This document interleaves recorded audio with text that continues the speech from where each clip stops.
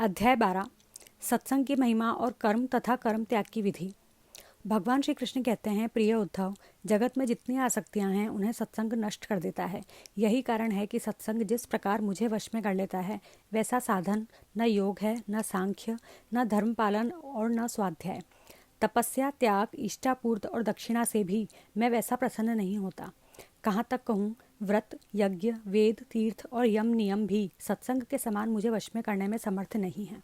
निष्पाप उद्धव जी, यह एक युग की नहीं सभी युगों की एक सी बात है। सत्संग के द्वारा ही दैत्य, राक्षस, पशु पक्षी, गंधर्व, अप्सरा, नाग, सिद्ध, चारण, गुह्यक और विद्याधरों को मेरी प्राप्ति हुई है। मनुष्यों में वैश्य, शूद्र, स्त्री और अंत्यज आदि रजोगुणी तमोगुणी प्रकृति के बहुत से जीवों ने मेरा परम पद प्राप्त किया है। वृत्रासुर, प्रहलाद, वृषपर्वा, बलि, बाणासुर, मैदानव, विभीषण, सुग्रीव, हनुमान, जाम्बवान, गजेंद्र, जटा, तुलाधार वैश्य, धर्मव्याध, कुब्जा, व्रज की गोपियाँ, यज्ञ पत्नियाँ और दूसरे लोग भी सत्संग के प्रभाव से ही मुझे प्राप्त कर सके हैं। उन लोगों ने न तो वेदों का स्वाध्याय किया था और न विधि पूर्वक महापुरुषों की उपासना की थी। इसी प्रकार उन्होंने कृच्छ्र, चांद्रायण आदि व्रत और कोई तपस्या भी नहीं की थी। बस केवल सत्संग के प्रभाव से ही वे मुझे प्राप्त हो गए। गोपियाँ, गायें, यमलार्जुन आदि वृक्ष, व्रज के हरिण आदि पशु, कालिय आदि नाग, ये तो साधन साध्य के संबंध में सर्वथा ही मूढ़ बुद्धि थे। इतने ही नहीं, ऐसे ऐसे और बहुत हो गए हैं जिन्होंने केवल प्रेम पूर्ण भाव के द्वारा ही अनायास मेरी प्राप्ति कर ली और कृतकृत्य हो गए। उद्धव, बड़े बड़े प्रयत्नशील साधक योग, सांख्य, दान, व्रत, तपस्या, यज्ञ, श्रुतियों की व्याख्या, स्वाध्याय और संन्यास आदि साधनों के द्वारा मुझे प्राप्त नहीं कर सकते, परंतु सत्संग के द्वारा तो मैं अत्यंत सुलभ हो जाता हूँ। उद्धव, जिस समय अक्रूर जी भैया बलराम जी के साथ मुझे व्रज से मथुरा ले आए, उस समय गोपियों का हृदय गाढ़ प्रेम के कारण मेरे अनुराग के रंग में रंगा हुआ था। मेरे वियोग की तीव्र व्याधि से वे व्याकुल हो रही थीं और मेरे अतिरिक्त कोई भी दूसरी वस्तु उन्हें सुख कारक नहीं जान पड़ती थी। तुम जानते हो कि मैं ही उनका एकमात्र प्रियतम हूँ। जब मैं वृंदावन में न था तब उन्होंने बहुत सी रात्रियाँ, वे रास की रात्रियाँ मेरे साथ आधे क्षण के समान बिता दी थीं, परंतु प्यारे उद्धव, मेरे बिना वे ही रात्रियाँ उनके लिए एक एक कल्प के समान हो गईं। जैसे बड़े बड़े ऋषि मुनि समाधि में स्थित होकर तथा गंगा आदि बड़ी बड़ी नदियाँ समुद्र में मिलकर अपने नाम रूप खो देती हैं, वैसे ही वे गोपियाँ परम प्रेम के द्वारा मुझमें ही इतनी तन्मय हो गई थीं कि उन्हें लोक परलोक, शरीर और अपने कहलाने वाले पति पुत्र आदि की भी सुध बुध नहीं रह गई थी। उद्धव, उन गोपियों में बहुत सी तो ऐसी थीं जो मेरे वास्तविक स्वरूप को नहीं जानती थीं। वे मुझे भगवान न जानकर केवल प्रियतम ही समझती थीं और जार भाव से मुझसे मिलने की आकांक्षा किया करती थीं।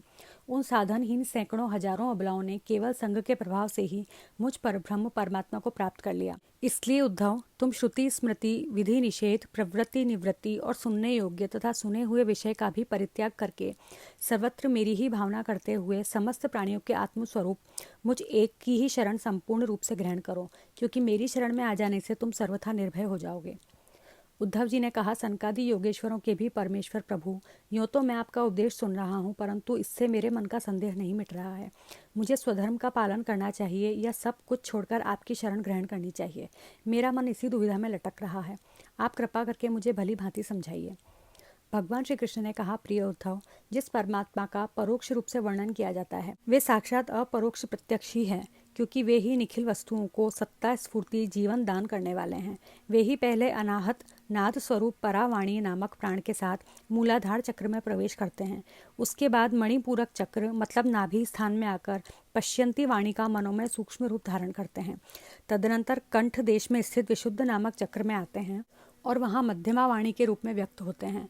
फिर क्रमशः मुख में आकर ह्रस्व, दीर्घ आदि मात्रा, उदात्त, अनुदात्त आदि स्वर तथा ककार आदि वर्ण रूप स्थूल वैखरी वाणी का रूप ग्रहण कर लेते हैं।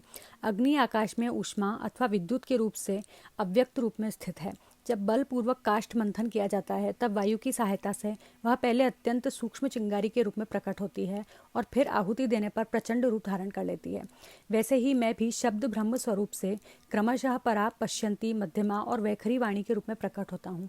इसी प्रकार बोलना, हाथों से काम करना, पैरों से चलना, गुदा से मलमूत्र त्यागना, सूंघना, चखना, देखना, छूना, सुनना, मन से संकल्प विकल्प करना, बुद्धि से समझना, अहंकार के द्वारा अभिमान करना, महत्त्व के रूप में सबका ताना बाना बुनना तथा सत्वगुण, रजोगुण और तमोगुण के सारे विकार, कहाँ तक कहूँ, समस्त कर्ता, करण और कर्म मेरी ही अभिव्यक्तियाँ हैं। यह सबको जीवित करने वाला परमेश्वर ही इस त्रिगुणमय ब्रह्मांड कमल का कारण है। यह आदि पुरुष पहले एक और अव्यक्त था। जैसे उपजाऊ खेत में बोया हुआ बीज शाखा, पत्र, पुष्प आदि अनेक रूप धारण कर लेता है, वैसे ही काल गति से माया का आश्रय लेकर शक्ति विभाजन के द्वारा परमेश्वर ही अनेक रूपों में प्रतीत होने लगता है। जैसे तागों के ताने बाने में वस्त्र ओतप्रोत रहता है, वैसे ही यह सारा विश्व परमात्मा में ही ओतप्रोत है। जैसे सूत के बिना वस्त्र का अस्तित्व नहीं, किंतु सूत वस्त्र के बिना भी नहीं रह सकता, वैसे ही इस जगत के न रहने पर भी परमात्मा तो रहता ही है, किंतु यह जगत परमात्मा स्वरूप ही है। परमात्मा के बिना इसका कोई अस्तित्व नहीं है। यह संसार वृक्ष अनादि और प्रवाह रूप से नित्य है। इसका स्वरूप ही है कर्म की परंपरा, तथा इस वृक्ष के फल फूल हैं मोक्ष और भोग। इस संसार वृक्ष के 2 बीज हैं, पाप और पुण्य। असंख्य वासनाएं जड़ें हैं और 3 गुण तने हैं। 5 भूत इसकी मोटी मोटी प्रधान शाखाएं हैं और शब्द आदि 5 विषय रस हैं। 11 इंद्रियां शाखा हैं तथा जीव और ईश्वर 2 पक्षी इसमें घोंसला बनाकर निवास करते हैं। इस वृक्ष में वात, पित्त और कफ रूप 3 तरह की छाल हैं। इसमें 2 तरह के फल लगते हैं, सुख और दुख। यह विशाल वृक्ष सूर्यमंडल तक फैला हुआ है। इस सूर्यमंडल का भेदन कर जाने वाले मुक्त पुरुष फिर संसार चक्र में नहीं पड़ते। जो गृहस्थ शब्द रूप रस आदि विषयों में फंसे हुए हैं, वे कामना से भरे हुए होने के कारण गीध के समान हैं। वे इस वृक्ष का दुख रूप फल भोगते हैं, क्योंकि वे अनेक प्रकार के कर्मों के बंधन में फंसे रहते हैं।